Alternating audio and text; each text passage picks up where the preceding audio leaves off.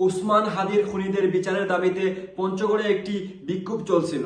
সার্জিস আলম জানান যে আন্দোলনকারীরা শান্তিপূর্ণভাবে কর্মসূচি শেষ করে চলে যাওয়ার সময় সেনাবাহিনীর একটি দল তাদের উপর অতর্কিত হামলা চালায়।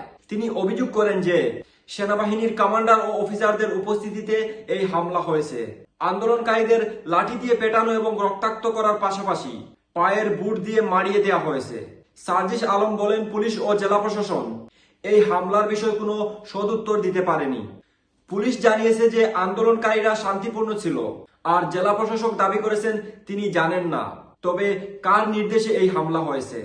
সার্জিস আলম আরো দাবি করেন যে সাংবাদিকদের উপরও হামলা চালানো হয়েছে এবং তাদের মোবাইল কেড়ে নিয়ে ভিডিও ডিলিট করা হয়েছে। সার্জিস আলম হুঁশিয়ারি দেন যে জেলা পরিষদের সিসিটিভি ফুটেজ গায়েব করার কোনো নাটক চলবে না। সার্জিস আলম আরো দাবি করেন এবং হুঁশিয়ারি দেন এবং তিনি কিছু প্রশ্ন তুলেন। তিনি প্রশ্ন তুলেন যে সেনাবাহিনীর মতো একটি শৃঙ্খলা বাহিনী কার নির্দেশে এই হামলা করেছে। তার মতে এই আচরণ নির্বাচনের আগে কোনো একটি দলকে দাবিয়ে দেওয়ার চেষ্টা হতে পারে।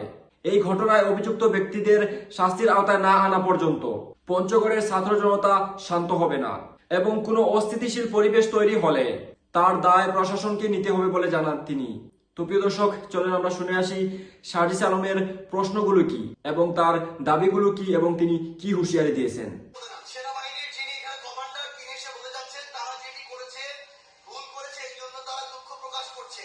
মানে ভুল করে যখন মন চায় কাউকে বা কয়েকজনকে অনেকজনকে অতর্কিত হামলা করবে, হামলা করার পর আহত করবে, রক্তাক্ত করবে, বুট দিয়ে তাদেরকে পাড়াবে, লাঠি দিয়ে পিটা লাঠি ভাঙবে, এই অধিকার সেনাবাহিনীকে কে দিল? এই আচরণ নির্বাচনের আগে কোন একটা পক্ষকে দমিয়ে দেওয়ার আচরণ। ওসমান হাদি ভাইয়ের খুনিদের বিচারের দাবিতে তারা এখানে আজকে একটি বিক্ষোভ করছিল।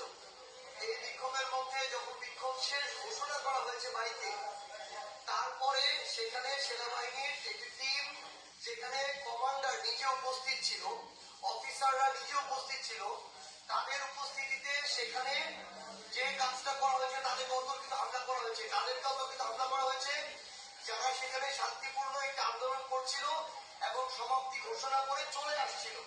সেখানে আমরা যখন পুলিশের সাথে কথা বলি, পুলিশ স্পষ্ট করে কথা বলেছে যে এই আন্দোলনকারীরা তারা তো তাদের জায়গা থেকে আন্দোলন শেষ করে শান্তিপূর্ণভাবে চলে যাচ্ছিল। এরপর সেনাবাহিনী কেন সেখানে এসে হামলা চালানো, এটা তাদেরও বোধগম্য নয়।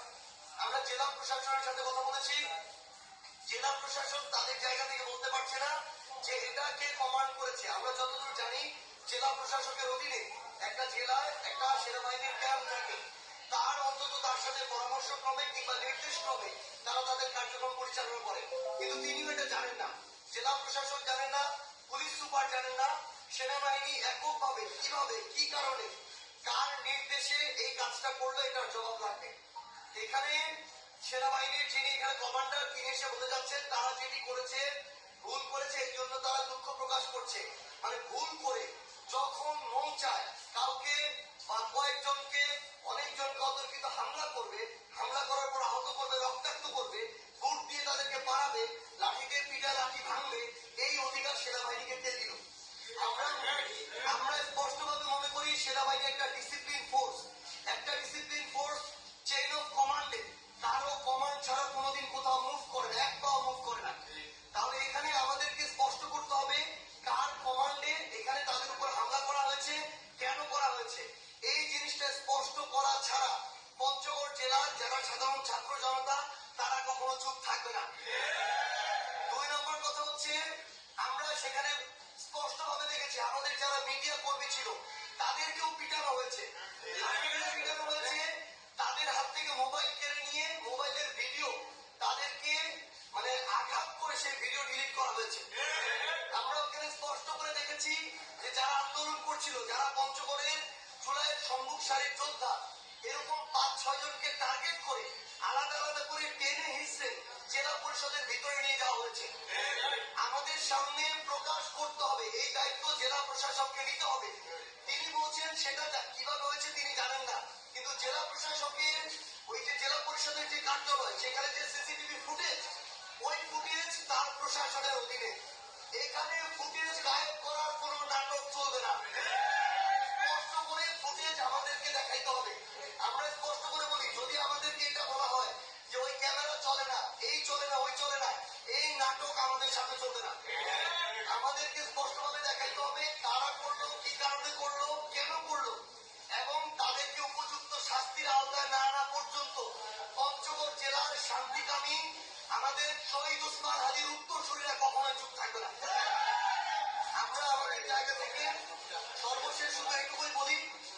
জেলা প্রশাসক এসেছিলেন, জেলা পুলিশ সুপার এসেছিলেন।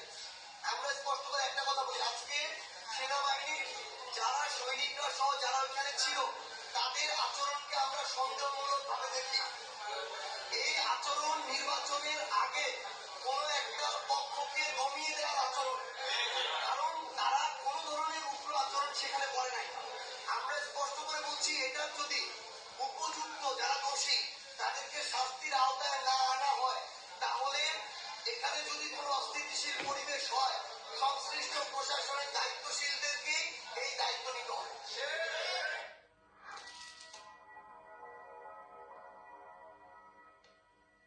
এখানে ফুটেজ গায়েব করার কোনো নাটক চলবে না। তো প্রিয় দর্শক, আপনারা শুনলেন সার্জিস আলমের বক্তব্য।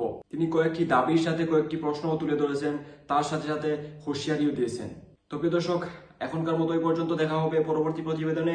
আল্লাহ হাফিজ। আসসালামু আলাইকুম রহমতুল্লাহি ওয়া বারাকাতুহু।